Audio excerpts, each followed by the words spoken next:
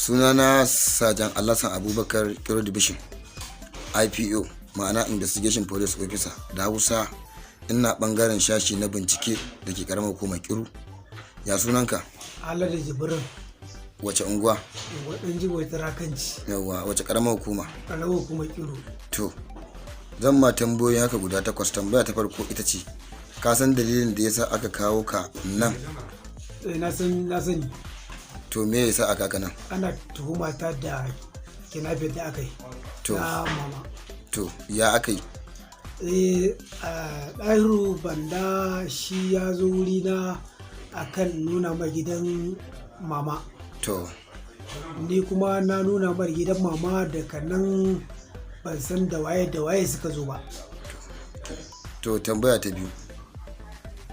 Yau watan ka nawa baka gida? Lokacin da zaka bar gida, ina ka ce wa iyayenka zaka je? Lagos na tafi. To, Lagos na tafi. to da ka je Lagos me ka aikata a Lagos? Lagos sana'a nake yi. Sana'an me? Sana'ar tumatiri. Sana'ar tumatiri. To, tambaya ta uku. To ya aka ka cewa iyayenka Lagos zaka sai ga ka a Sanga da Lafai? Ai lokacin da za a yi kidnapping din, lokacin Lagos na tafi. Dan kuma Lagos nake zuwa. Da kuma a Konga. Ai daga baya ne, bayan na dawo ne na tafi a Konga da gabar sallah, saboda na je na nemo naman sallah. To me ka je kai a Kongan kuma? A Konga aikin mutane kai ni, mun je mun ɗauko mangwaro mun kai Bauchi. Da muka kai Bauchi kuma motar ta lalace. Da ta lalace na dawo Sanga fada karhe, na kama turin baro. To tambaya ta 4. Waye ya kai su Banda wajen su Sa'idu wanda ke zaune a gidan Sule suka yi masa fashi? To gaskiya wannan ba ni bane.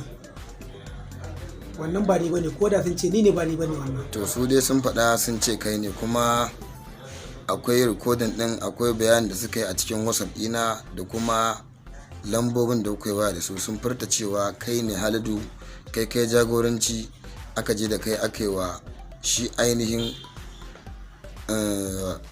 wannan Sa'idu fashi. Ko da sun faɗa da wannan ba ni bane, amma wannan gaskiya ko da sun faɗa wannan ba ni bane. To tambaya ta 5. Me alakarka da Banda har ka kai shi wajen Malam na Sani? Alakata da Banda, ina yin nikan inji, suka izo guri na, ina yaudara ta. To da ya gaya mun haka, yana ce da yi gaskiyar lamari, ni kam gidana ba a jari ke ba, amma akwai dan fulanin da zan haɗa ka da yi. Ya sunansa? Shi ne na haɗa shi da Malam na Sani. Shi Ɗahiru Banda? Akan zai kai masa. Shi Ɗahiru Banda ke je aje masa. Yawwa. To tambaya ta 6. Me alakarka da Ici, dan fulani wanda ke zaune a garin ƙauyen Kirana? To Ici ma ni wallahi ban sani ba. To Ici shine ya ƙara bayani a ofis na bincike na jihar Kano na manyan laifuka, ma'ana SAS. Shine ya yi bayanin cewa da kai da su da su Ɗahiru da Aminu da Ici da kai duk gaba ɗaya tare kuke aikata wannan ta'asa na kidnapping. Shi ya furta haka, kuma ya ce yana nan idan za a zo da shi ga gashi zai bayyana abin da ya faɗa gaban hukuma, kamar yadda nake gaya maka haka, bisa sharɗin cewa yana da tabbacin cewa tare kuke halaka ta wannan mummunan abu na kidnapping. To ni Ici ma ni ban sani ba. To tambaya ta 7. Suwaye masu wannan lambobin wayar da muka samu a wayarka? Ka gaya mana suwaye da su, sannan kuma da wa kuke waya a Yako da ƙauye da yake Sulke. Don haka meye halakarka da su? Kuma idan kana musu, zan nuna maka su a WhatsApp ɗina da kuma rikodin ɗin maganar da kuka yi da su. Gaskiya su wannan da muka yi waya da su, wallahi ko da ma mun yi wayar, tsakani har ga Allah ban san ko suwaye ba, ban rike lambar su ba. To bacin lokacin da ka gaya iyayenka za ka bar gida da ka tafi, watan ka nawa a can? A Lagos. A can dai fitar da kai Lagos ka ce masa za ka je, kuma sai ga ka a Sanga da inda tambaye ka a Konga. Wannan gabar sallan nan ne na tafi a Konga, ba a Konga ba, lafiyar na je. To watan ka nawa? Benue. tunda sai an wuce Benue, sai an wuce Akwanga za a je Benue ai.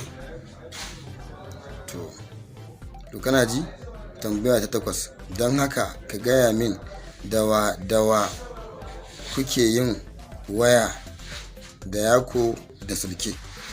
To amma lambobi da yawa ma ya karba. Lamba to ya karba lambarka. Shi ne da motar ta samu matsala. Azdan. Shi ne yana kira shi. Ya nake gamar ga motar nan fa ta samu azdan. Shi wa kenan? Shi wannan bayan Allah. Me ake sa a can? Union ne. To da kuma kai kirawo kuka yi wa da shi a Lagos. A Lagos? Wannan abokina ne kasuwan maɗa Abdulaziz. Shi ne wanda kuka yi wa da shi. Muke tsakani da Allah. To tambayar da nema har yanzu baka bani amsa ba na lokacin da ka bar gida ka tafi ka gaya iyayenka cewa za ka je Lagos. Watan ka nawa kai? A Lagos? Da tafiyarka. Tafiyata? Gaskiya ban fi wata. Anya ne ban wata biyu ba. Da kai wata biyu ba. Saboda dab da sallah ne na tafi nemo naman sallah. To sannan menene ya kai ka Sanga da Lafai? Na gaya ma aikin motar nan shine ya kai ni. Saboda hanya ce ai. A Sangan ma aikin mota kai? Dare da na tafi fa da kanan. Dare da na tafi da kanan Boko. Inda tafi. Daga Boko muka ɗauko mangwaro muka kawo Bauchi. Daga Bauchi mota ta lalace. Da mota ta lalace. Shi ne da dawo na zo na tafi fada ƙarfi. Na je na samu baro. Nake turawa. Ina yin itace. Ranar kasuwa ina yin tula a cikin kasuwa. Ba ran kasuwa ba ina zuwa daji ina yin itace. To kai da ka tafi harkar mota me ya kai ga kuma harkar sana'a ce motar da ka biyu ta waye? To ni wallahi wani ba Allah ne Allah ya haɗa mu da shi a hanya saboda a hanya kamar ina? Farko kudin mai ne ya gaza da suka ɗau tumatir. Sai ya ce dan Allah da annabi ara ma kudin mai su sha mai tunda ni da zan je fara ƙarhe ai kaga boko za mu wuce in muka dawo hindira shine dalilin da yasa kenan.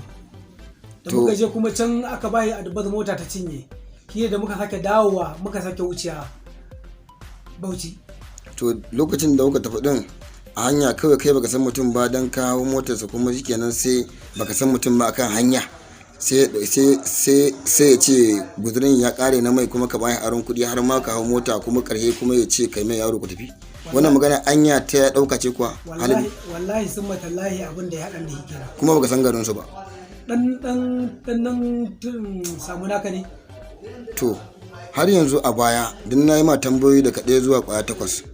To wannan lambobin wayoyin da nake tuhuma ka akan su da aka gani a wayanka aka yi tracker nasu kuma duk information din da yake cikin layukan an yi tracker an dau voice call naka gaba ɗaya ma'ana maganganun da kuka da lambobin da kuka na jama'a suna nan an ajiye su kuma wanda suka furta ka kamar da na ƙara gaya maka Dahiru Banda wanda yake unguwar Makera da Aminu wanda yake unguwar Makera da Ici wanda yake Kirana su suka furta ka su suka bayani gaban hukuma ta bincike manyan laifuffuka na jihar Kano ma'ana SAS bisa cewa da kai da su kuke aikata wannan abu kuma duk lokacin da za ku yi kuna tafiya tare. To saboda haka yanzu wannan lambobin da an tambaye ka baka ƙara bani cikakken amsa a kansu ba saboda haka yau za a zo da su ga su idan ka yi musu haka za su yi bayani a gabanka a gaban mu hukuma sannan a gaban iyayenka abinda hukuma